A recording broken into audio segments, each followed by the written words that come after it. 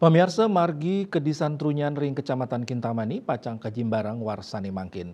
Melarapan pemargi nucap kaptiang sida nincapang baga pariwisata turung limbakang perekonomian Kramani Irika.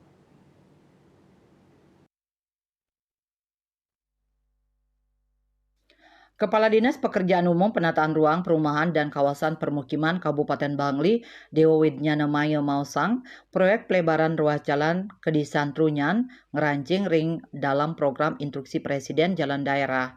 Proyek inucap sampun keanggarang oleh pemerintah pusat kirang langkung 50,5 miliar miwah pacang kalaksanayang oleh Satker Pelaksanaan Jalan Nasional Wilayah 2 Bali pindah ke instansi vertikal sane kasayub oleh Dirjen Bina Marga Kementerian PUPR. Ring bulan sane cakirau kemargiang tender konstruksi nyani. Kaaptiang Mei sampun kontrak santukan gala untuk muputang proyek inucap wantah pitu bulan. Raris ring Desember sampun finish. Lantang margi Kedisan Trunyan sane pacang Kajimbarang sawetara kutus, 4 km.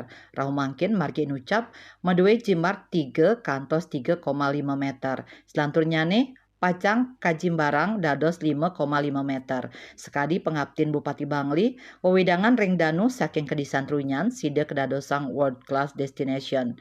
Pariwisata nyane sida kalimbakang bersih miwah distribusi hasil pertanian sida sayang limbak.